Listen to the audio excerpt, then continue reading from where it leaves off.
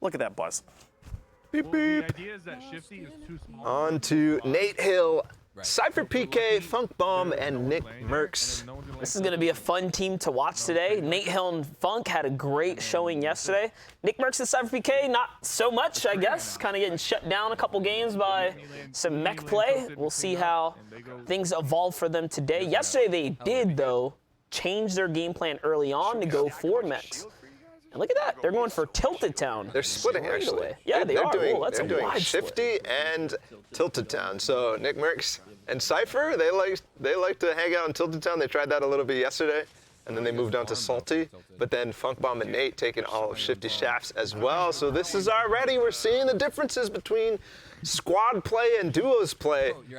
That's like an ambitious reach. So ambitious to take two completely different points of interest and then trust in your side teammate to hold it down with you, no matter the circumstance. So this is a wide split and just enough to get them so much gear. It's already paying off, right? Yes. AR, pump, shockwaves, heals, everything for Nick Merckx. Tilted. And I'm sure it's going to look the same for everybody else because Tilted has so much. Yeah, look, 2 shockwaves, a pump already for him, an infantry rifle, and a bunch of heals too. And then Nate Hill and Funk, they're going to have the same story over there. But I honestly, 2-2 splits in squads is probably pretty normal. If we saw this, if we saw competitive squads happen all the time, I think this type of thing would be pretty common, and why it's actually viable because everybody wants to do it. I want to see somebody with a 1-1-1-1 split. I don't know. When I think of like a 2-2 split versus if a 4-man team landed on 2 players, that'd be sketch because they could just get pickaxed down. Like 3 players can rush 1 person on a chest, like, and probably take them out. But you can always have the delay tactics and mobility to try to get away and hold off until your team can get back into They're it. getting a mech too. Really? Oh my. Yeah, the Brute dropping right in the middle of Tilted Town. Oh boy, Nick's got it. Wow. Nick's got it. So is it safe to call, like, if they don't win this game, what happened, right? Like, what happened? Well, we don't have any information on the rest of the map too. You got to expect some other teams doing the same type of thing, and I think Trios, the Fortnite Champion Series that's going on right now, has actually already introduced a lot of these concepts to these teams so that they know exactly the kind of stuff that you can get away with in early game in these bigger team modes. There's one team that I was watching, the guys who won EU for the first week. They did a split. It was a 3-way split. Yonder Yards, Lucky Landing, and the little desert gas station, which is even wider than this split. Yeah, that's way wider. That's actually really interesting. Yeah, but that's. Chat, who are you guys rooting for? Which streamers you want to see win today? I'd love to know who the community wants to see pop off. Well, yesterday was 4K for I was talking about the prize differences too. $5,000 for getting the most eliminations in a game. Yep, every single game too. It's not, a cumulative. It's every single game. Whoever gets the most eliminations gets $5,000. So Not bad. We got some Svenos and Ewok fans, some Symphony fans, some Mega fans. oh, Symphony's Clicks. team is that's a good one. That's definitely a fan favorite because Symphony, Snood, okay, and then I think it's Poach and Chap if I'm not mistaken. So that is definitely a fan favorite. The Liquid guys, and then Symphony of course, and then Snood. Everybody loves Snood. But on to Takata, Landjak, KU, and Kased. 2 of them are down already, and that might be the result of one of these types of 2-2 splits. They're trying to get away, and just as he does, he runs out of materials. It's actually Yellow and Frosty. And they're pushing this team right here, and I think that's going to be the knock right there. Bucky is going to be able to come in and wrap things up. Bucky, one of our highlighted players we talked about at the start of the show. Get to see Bucky doing his thing right there. Landjak, the last remaining survivor right now, left to fend for himself, hopefully get some cards or squeak away some placement here.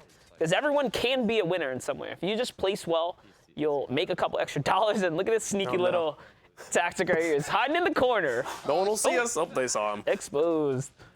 Yo, jump off the map. Being a little bit of an alligator. He said jump off the map. Yeah. One of the recent changes, if you deal damage, I think there's a 60-second buffer Yeah. If you either leave the game, fall off the map, you know, Disconnect. self-eliminate yourself, disconnect, yeah, whatever, it's going to be rewarded to whoever damaged them last. The only thing that doesn't affect is actually the cube monsters in Retail Row. Really? If they get the last hit on somebody, they will take the elimination. Dude. So who knows? Maybe the zombies will have the most eliminations after this game. Possible. Zombies are like, how do we get so much money? Hey, they can build Mega Mall back. That's right. Imagine. Rip Mega Mall. Remember, there's no Siphon here as well, so this team is so healthy. If I had to guess, it was a quick and easy wrap-up, catching Landjock and crew off guard. And now they have the entire lagoon to themselves to really loot up and get comfortable here. No split on this squad here. It's funny. These early game engagements aren't going to matter for the next couple of games, right? That first taste of where people are dropping, where people are spreading themselves out. Very important over these, at least the first 2 games, because this is going to change people's game plans. It's going to, you know, either make people more confident and go for heavier splits, or shrink down and hunker down on one spot. So possibly this fight might have ended in a way that, you know, Takada, Kayun, and them weren't feeling, but they could come back and maybe overwhelm if they had a different strategy here against these guys. I usually have about a 2-land rule. Like, if you get pushed off spawn twice, more than half your games are close to it, you probably want to change up tactic. Or just land, get some gear, and hit, like, really quick, right? Not necessarily play for the engagement. 7, 10, 4. Yeah, it would be nice, though, if we continue to hop around the map as the storm kind of comes in here. So let's get walking. Because they have a long Can rotation. you go lead this? They do. Purple? Yeah, They definitely were rewarded with tons and tons of loot. And Bucky and Hogman had a great day yesterday. I think they took home something like $6,000 or something like that. They said they wanted to double that Wait, how many kills going do you guys into have? today. So we'll see if they're going to be able to do it. Right now, they're off to a good start. Right here. I'm gonna drop. If I could pick one thing from Fortnite to be real, I think the hoverboard would be it. I mean, we've all been wishing for a hoverboard for years, since the 70s. Success. I don't know how many times I've watched Back to the Future Yeah. Just for the hoverboard, dude. just for the hoverboard and the shoes. Here's a look at that power team we talked about. Chat, Poach, Symphony, and Snood. Nice. We're chilling, we're chilling. Hitting a big rotation here, and you can see their entire squad's loadout, which is really nice. Love this shot right here. It's actually perfect. You guys can get a feel and a vibe for how much gear they have. Somehow their entire squad has 900 wood. Like, they all got their farm on. They're ready to go. Maybe they found the way to get Wailing Woods back.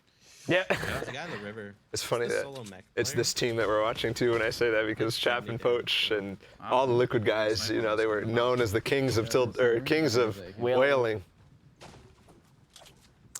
Are all these guys in the same lobby? Yes, chat. Everyone we're watching right now is in one game. There's 63 players left in this lobby, but there are 2 lobbies we have going. One we're not really watching right now. We'll show you some replays of it later. That's pretty rude. If your favorite streamer's in that game, don't be afraid to pull them up on the second monitor. This is definitely a show for at least 2 monitors, maybe more like 15. But you know, Stop shitting on us. money's hard. They're like extra. And honestly, at any point, we can jump in with anyone's perspective. So, yeah, you might just see the other lobby's endgame too, just kind of dependent on where we start things off. We've kind of gathered this cadence of jumping back and forth. But right now, yeah, we're just kind of focusing on this squad right here.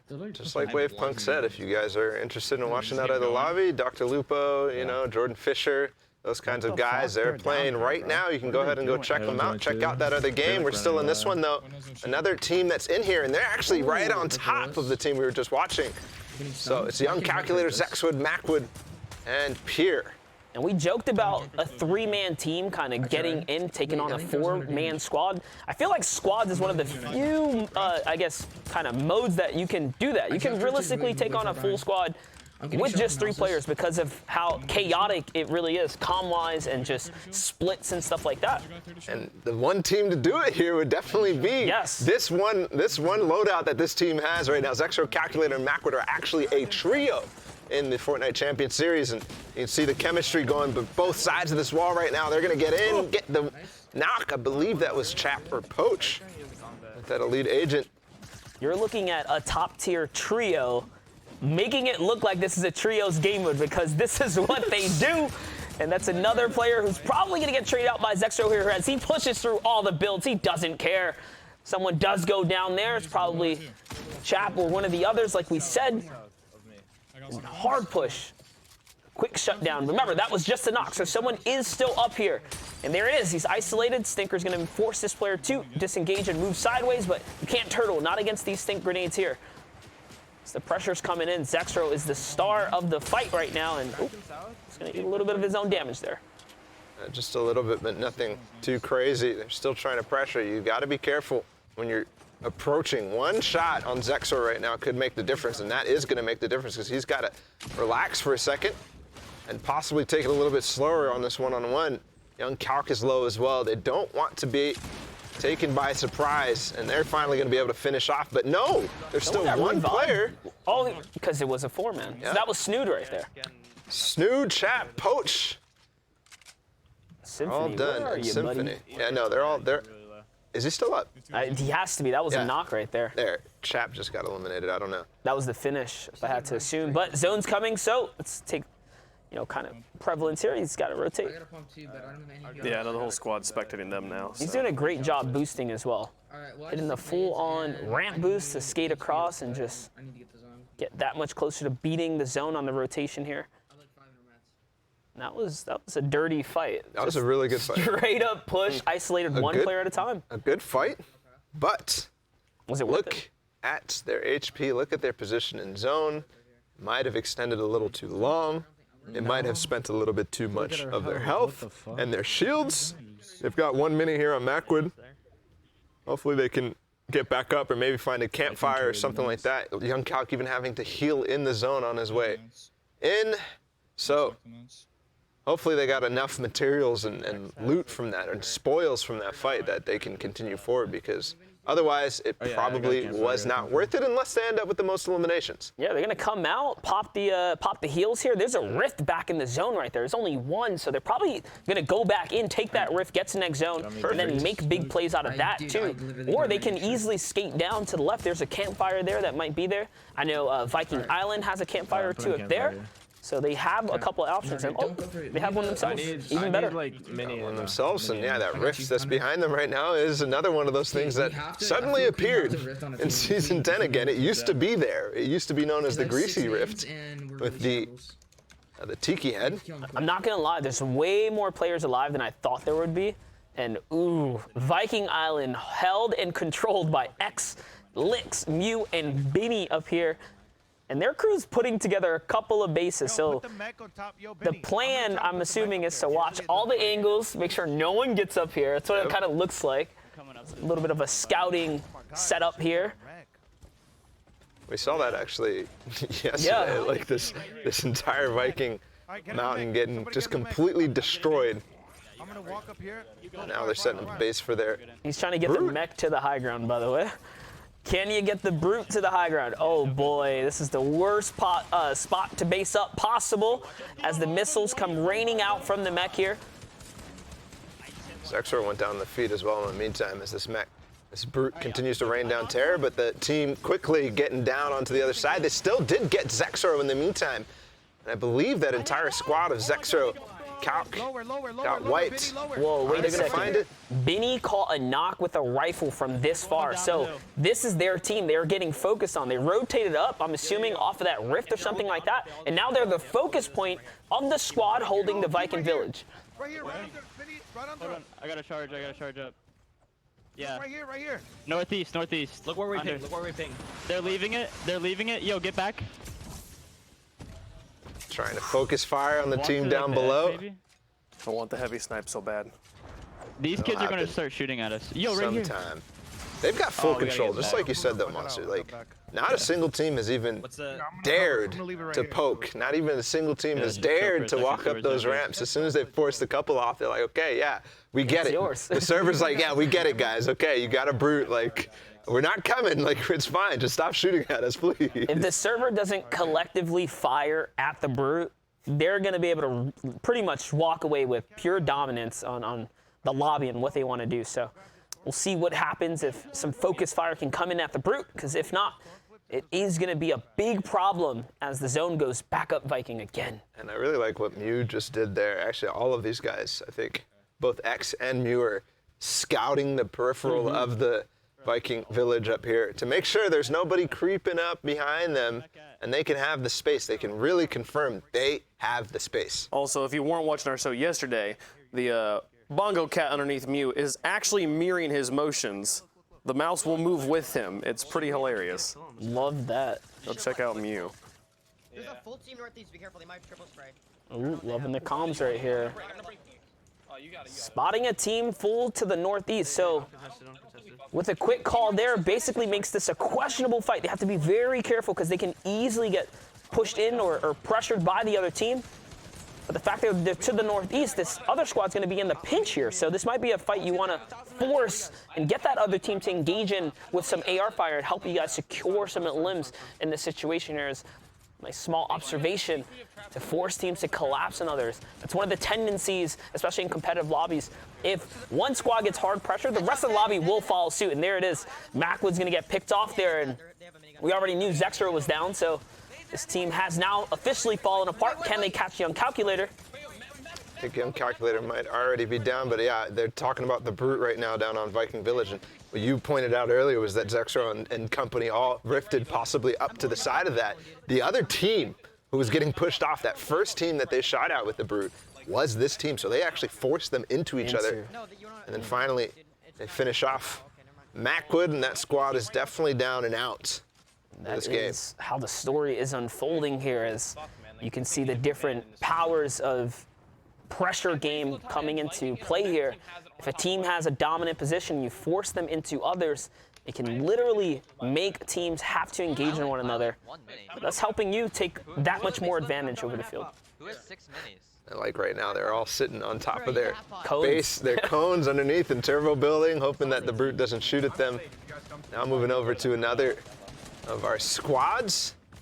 When you think about the team makeup of a lot of these guys right now, Saf, Bizzle, Zayt, and Demo, these are friends since the beginning of competitive Fortnite, but also two of the best duos of all time joining together.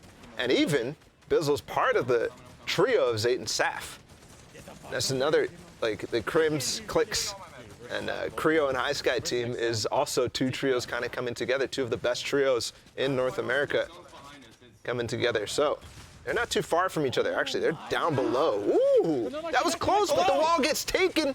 Bizzle's in trouble right now. He does trade back some damage, and they're going to be able to get back, but in a storm flip coming through, they're going to be able to get smart the read was there. Steps into the storm, actually, while the flip is active, allowing them to stay safe. So the way the storm flip works, again, if it goes into the storm, that becomes a safe zone. Quick read right there by the best players, like we said, some of the best players in the world. And now it comes back in, and here comes the sidestep. Perfectly read right there. Did you hear the call? He's like, open the ramp, I'm going to throw the junk rift in. Ooh. Oh, it's possible. That's what I was saying. Oh my goodness, they're all in piled there. on one another. All of a sudden, it's actually Clicks. They came down. The Brutes are raining down missiles on this team as well. Tilt takes out Demo. They're all in the zone. The Shockwave. The Shockwave might be the saving grace, at least for Bizzle for a little bit here. Creo just got 2 eliminations with the Junk Rift. It's funny. Everybody's so grouped up when they're playing this squad. Bizzle is so far away from his team from just that one Shockwave. And think about it. If you make one mistake, if the person that leads out makes an error with the edit, that's it. It's over. Because now your entire squad's bulked up on top of each other. You made the mistake of not editing out fast enough, and the Junk Rift slams on you. Loot just fell on us, I think. Tilt did go down. Yeah, loot right there, loot right there. Bizzle just got another one as well. Above. It says Bizzle arrested Tilt. The cop car hit him. Yes. Rip. That is what that means. Look at next zone. And then Trying to Bizzle decide pushed that team. exactly what to do in terms of loot right now. They're making sure that they have enough materials to get through. Guys, we got a pad. Did find something down below. He's still got 2 Junk Rifts, and they just get even more and more powerful as the end game, as the zone shrinks even further. We're going to move into moving zones right here, and the end game is beginning. Okay. There are 38 players remaining, so several squads still in the game here. Where? Say it again. Oh, I see. Getting the launch pad ready, getting the positioning ready. Where exactly do they want to go? We need to try to get. Fizzle finally went down, but remember, he was by himself, and he got 2 eliminations on his own, so still very valuable to his team. We'll see where the rest of that team is, because not every single one of them went down here. Creo, iSky, and Crims getting ahead of the zone with the launch pad. Good positioning, but got to be careful. Crims is down and out. We gotta get in. Follow me. There's a guy in my box. Got the traps. Gets right back behind, though. Another trap coming in. 2, 3 this time. He's still in space. What kind of movement was that? Creo even had 3 traps on him, and he all got away. And then ends up going down. iSky, the only player remaining on this team. 6 shockwaves and a launch pad. He still can play for this, but then the Brute. I've never seen a Brute. On high ground, on a tarp, by the way. Like, they are tarping the Brute in from the high ground with what might be unlimited materials because of the fact they have a Brute, right? They can farm as much as they need. So they're on the high ground, raining down fire. Symmetrical just took out Tuxie, Nut, and someone else. That squad's gone. X just knocked Zate. Snap trades, though. Still teammates of X up, as he's only knocked. I'm wondering if that mech is still on high ground. I don't hear the missiles right now. Even Stormflip's going out. Pure chaos in this endgame. This is the most chaotic one I've ever seen, really, with that Brute still up on high ground. Saf, though, last member of his team. iSky was the last member of his own team, so a lot of solos moving in this endgame, and Psalm is up with the minigun, too.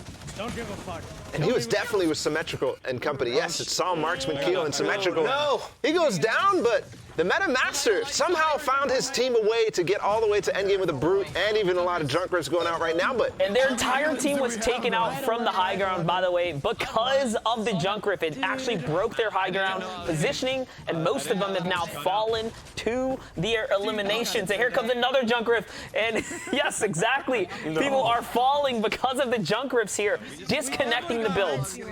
That was 11 eliminations. 11 eliminations on Slacks, who's a different player from that team, but 11 eliminations on Symmetrical, too, who is the player with the Brute on high ground. Now Slacks by himself. Sorry, he has 6 eliminations. With Nut, Tuxie, and Sharp, he's by himself. And you can see how he's playing this 2-box here, just for the safety of the potential of the Junkriff. You got to give yourself some room, right, and keep those boxes open. He's going to fall to low ground here as he is running out of mats now. He does have a shockwave, so this game is not over. And here it is. This is the final push up to the top. He goes for it. Doesn't quite connect. Next play here will be to chop or go down. He's going to go down. And in comes the fire. He gets... No, he actually did not catch the Elam right there. So no mats on that player either.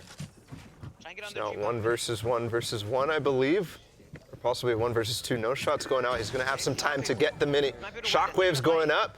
I believe they are trying to trade. Yes, otherwise he would not be shockwaving up. This could work Eclipse, for him, and these guys are trading shockwaves. Hydra goes down, and then Slacks down on low ground. Breaks him out to take the victory royale. 8 eliminations for him. Unbelievable how that game ended. That was a perfect storm for Slacks. The team up top was going at it with shockwaves against one another, taking apart their high ground, making it that much more fragile. And regardless of who won that, it's exactly why the firing up comes and finishes that off.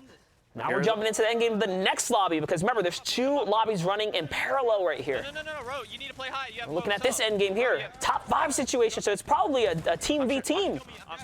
Could be. Tyler 15, Fuzzy. Fuzzy was playing with Chica live yesterday, so that team together. Hornet and Tickers took so many games yesterday, but he got it. Rowit is down on low ground right now. Can he do it? No, he gets taken out by Fuzzy to win the game there against a team that is so strong. We saw them win 2 games out of the 4 yesterday from this group. Fuzzy, Luniz, Electra, and Chica. GG's. And they had just went down because you saw their reboot card still ticking. So they made it as a full squad all the way to the end, and they were putting in that pressure to get home. It's so much fun to listen to the team comms, the celebration of, oh, we all did a good job and stuff like that. I was watching on our back wall here. We got a bunch of people. DrLUPO was watching Tim the Tap Man kind of into like the top 2019-ish there. So it's like that team made a pretty deep run, which they were having some some struggles getting the late game yesterday. So good stuff for them. Good games for all the way around. That's game 1 in the bag. We've got 3 more rounds to go. You won't want to miss any of it. We're going to go to break. We'll be right back.